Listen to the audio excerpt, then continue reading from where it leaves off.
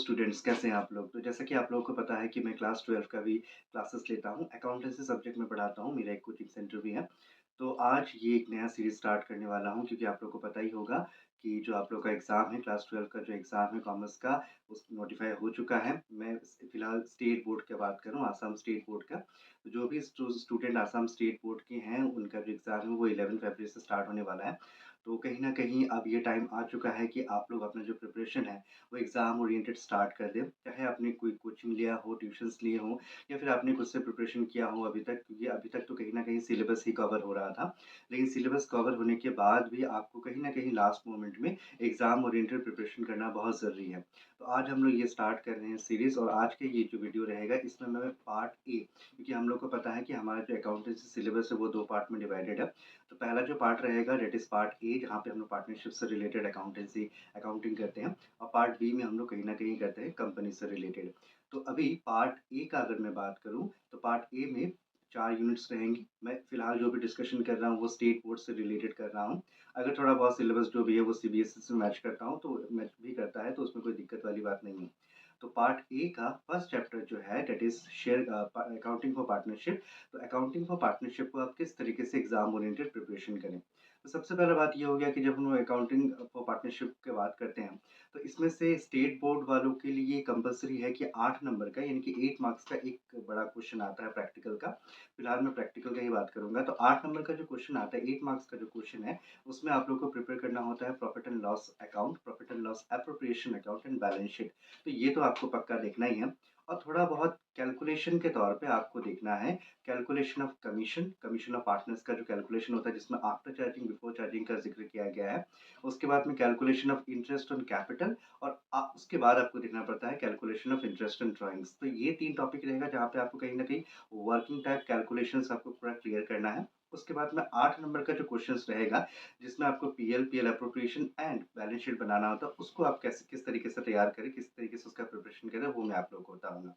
तो ये 8 नंबर के क्वेश्चन के लिए आपको सबसे पहले क्या करना है, आपको सबसे पहले बेसिक जो नॉलेज है, किस तरीके से इसे प्रिपेयर किया जाता है, वो पहले फिनिश करना है। आप बुक की या फिर अगर आपने कोई ट्यूशन लिया है या फिर आपने कोचिंग किया है, तो वहाँ पे जिस तरीके से आपको पढ़ाया गया है, आप उसको फ़ॉलो करें। उसके बाद एग्ज़ाम ओरिएंटेड प्रिपरेशन करने के लिए कहीं न कहीं मैं आप लोगों को सजेस्ट करूँगा कि आपको सबसे पहले 10 से 15 साल का पास्ट पेपर्स कलेक्ट करना है, जहाँ पे ये क्वेश्चन्स हैं। हर साल कंपल्सरीली ये क्वेश्चन आता ही है, तो आपको ऐसा भी कोई भी क्वेश्चन पेपर नहीं मिलेगा कि जिस साल में ये क्वेश्चन उस पेपर में आपको ना मिले। तो हर साल ये 8 मार्क्स का जो क्वेश्चन है वो पक्का आता ही है। तो आपको हर क्वेश्चन पेपर में ये वाला क्वेश्चन मिल ही जाएगा। तो आपको मिनिमम पास्ट 10 इयर्स का क्वेश्चन पेपर कलेक्ट करना है। अगर आपको क्वेश्चन पेपर कलेक्ट करने में कोई दिक्कत हो रही है तो आप मुझे कॉन्टैक्ट करें, मैं आपको पक्का ये मेरे पास एक्चुअली ऑलरेडी अवेलेबल है, मैं आपको इसका पीडीएफ जो है वो शेयर कर दूँगा। तो आपको सबसे पहले क्या करना है, पिछले 10 इयर्स का पीएल एप्रोप्रिएशन बैलेंस शीट जो 8 नंबर का क्वेश्चन आया है वो आपको कलेक्ट करना है, और आपको बारी-बारी से क्या करना है, कंटीन्यूअसली इससे प्रैक्टिस करना है। अगर आप 10 साल का क्वेश्चन प्रैक्टिस कर लेते हैं, पास्ट पेपर्स का जो क्वेश्चन्स है वो प्रैक्टिस कर लेते हैं, तो कहीं न कहीं आप एग्ज़ाम के लिए तैयार हो जाएँगे, और प्लस आपको बेसिक्स और जो भी स्पेशल नॉलेज इस टॉपिक से रिलेटेड दिया गया है, वो भी आपको हमेशा दिमाग में रखना पड़ेगा। वर्किंग से रिलेटेड भी मैं आप लोगों को कुछ बताऊँगा। तो अगर आप सिर्फ़ ये 8 नंबर के लिए पास्ट 10 इयर्स का क्वेश्चंस प्रैक्टिस कर लेते हैं, तो कहीं न कहीं ये चैप्टर आपका प्रैक्टिकली कंप्लीट हो जाएगा। उसके बाद जैसे कि मैंने बताया कि कुछ कैलकुलेशंस पे आपको थोड़ा ध्यान देना पड़ेगा, जिसमें इंटरेस्ट ऑन कैपिटल का कैलकुलेशन हो गया, इंटरेस्ट ऑन ड्राइंग बहुत ही इम्पोर्टेंट है, और इंटरेस्ट ऑन कमीशन नहीं, calculation of commission to partners. तो ये 3 टॉपिक का आपको बेसिक कैलकुलेशन और एडवांस कैलकुलेशंस पे सीख करके जो भी प्रैक्टिस है उसको कंप्लीट करना है। तो अगर ये प्रैक्टिकल टॉपिक्स जो है, अगर आप वो कंटिन्यूअसली प्रैक्टिस करके अगर कंप्लीट कर लेते हैं, तो इस चैप्टर का यानी कि पार्ट ए का यूनिट 1 का चैप्टर का जो प्रैक्टिकल टॉपिक है वो कवर हो जाएगा।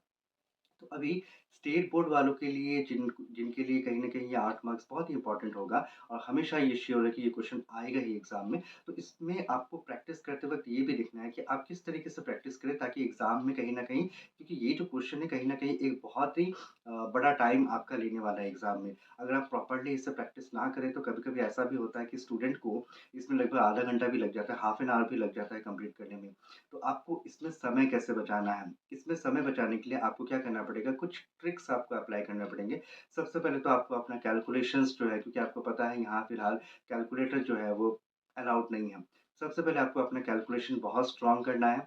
नंबर्स को इस तरीके से अमाउंट कॉलम में पुट अप करना है ताकि वो एक स्ट्रेट लाइन में रहें। अगर वो नंबर स्ट्रेट लाइन में रहेंगे तो आपको फिर दोबारा कहीं लिख करके फिर उसे दोबारा कैलकुलेट करना नहीं पड़ेगा। तो हमेशा ये कोशिश करेंगे कि अमाउंट कॉलम में जब भी आप नंबर्स पुट अप करें, तो उसे एक स्ट्रेट वाइज़ ही पुट अप करें।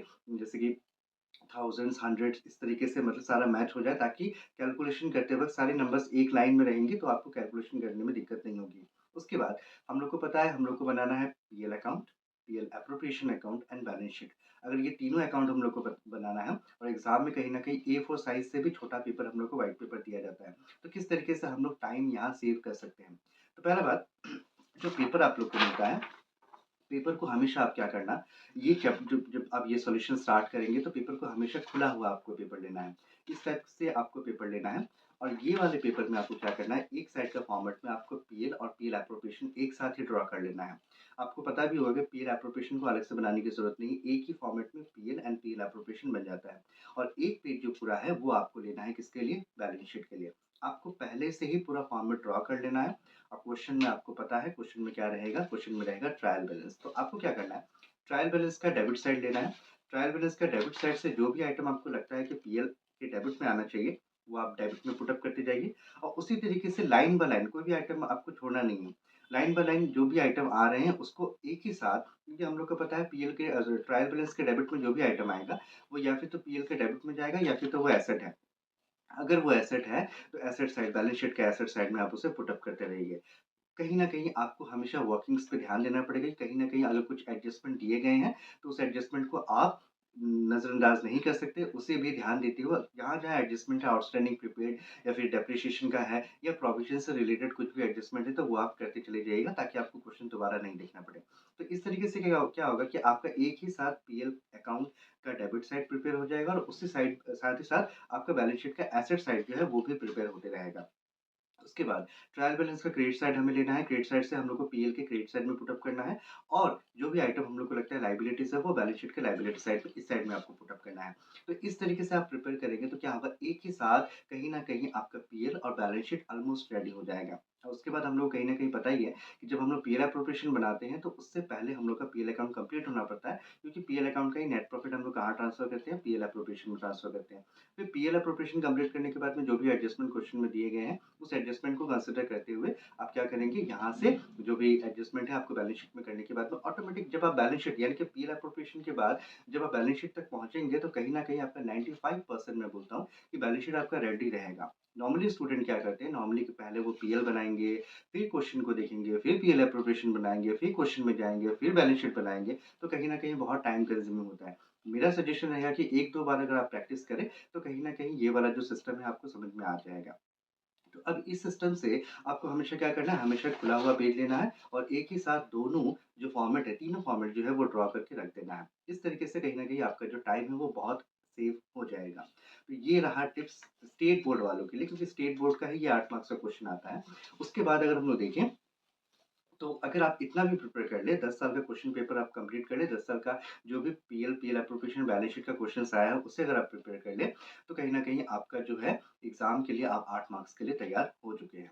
थोड़ा बहुत कैलकुलेशंस रहेगा और थोड़ा बहुत बाय चांस ऐसा चांस हो सकता है कि नॉर्मली पीएल एप्रोप्रिएशन सेपरेटली नहीं आता है। बाय चांस अगर दिया भी, तो थोड़ा बहुत आप प्रैक्टिस करके जाइएगा। बाय चांस अगर आ गया, तो आप उसे भी हैंडल कर सकें। तो ये रहा exam oriented technique for part A chapter 1 that is accounting for partnership.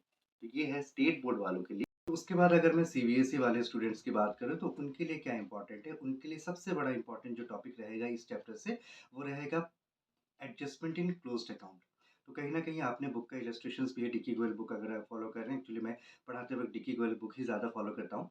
तो ये वाला जो टॉपिक रहेगा जहाँ पे हम लोग पास्ट एडजस्टमेंट्स करते हैं, यानी कि ऑलरेडी जो अकाउंट्स क्लोज़ हो चुका है, जहाँ पे हम लोग पास्ट में कुछ भी गड़बड़ हुआ है, इंटरेस्ट एंड कैपिटल प्रोवाइड करना था, हमें प्रोवाइड नहीं किया या फिर प्रोवाइड करना था जिस रेट से, उस रेट से हम लोगों ने प्रोवाइड नहीं किया। तो ये टॉपिक बहुत ही इंपॉर्टेंट रहेगा। बुक के सारे इलस्ट्रेशंस डिकी गोयल बुक में जो भी इलस्ट्रेशन पास्ट एडजस्टमेंट से रिलेटेड है, वो आपको करना ही है। और प्लस आप लोग को भी क्या करना है, आप लोग को भी पिछले पास्ट 10 इयर्स का क्वेश्चन पेपर में इस टॉपिक से रिलेटेड इस चैप्टर्स के जो भी क्वेश्चंस आए हैं वो प्रैक्टिस ज़रूर करने हैं। जहाँ तक हम लोग को पता है कि सीबीएसई में ज़्यादातर प्रैक्टिकल आते हैं, 95% क्वेश्चंस जो होते हैं वो प्रैक्टिकल्स ही होते हैं और कहीं न कहीं छोटे-मोटे कैलकुलेशंस भी आते हैं, 1 नंबर के, 2 नंबर के कैलकुलेशंस वगैरह भी आते हैं। तो आपको पास्ट एडजस्टमेंट पे पूरा ध्यान देना है, प्लस पास्ट 10 ईयर्स के क्वेश्चन पेपर सॉल्व करने हैं इस चैप्टर से और उसके बाद में गारंटी ऑफ मिनिमम प्रॉफिट को भी आपको कंसीडर करना है। और छोटे-मोटे कैलकुलेशन जो ऑलरेडी मैंने बताया था, जैसे कि calculation of commission to partners, calculation of interest on drawing और calculation of interest on capital, ये कैलकुलेशंस आपको एकदम मस्ट करना है और थोड़ा डीपर कैलकुलेशन आपको सीखना है। ये आप लोगों के प्रैक्टिकल थोड़े बहुत जो है वो डीपर कैलकुलेशंस आते हैं, आप लोग को थोड़ा सा एडवांस कैलकुलेशंस करना पड़ेगा। तो ये सीबीएसई स्टूडेंट वालों के लिए है। इसमें थ्योरेटिकली मैं अभी एक्चुअली इस वीडियो में मैंने थ्योरी कुछ भी नहीं समझाया है। मैंने पूरा का पूरा फोकस रखा है प्रैक्टिकल के ऊपर में, क्योंकि प्रैक्टिकल के ऊपर ही मेरा ये सीरीज़ रहेगा। थ्योरी के लिए मैं अलग से एक सीरीज़ बनाऊँगा।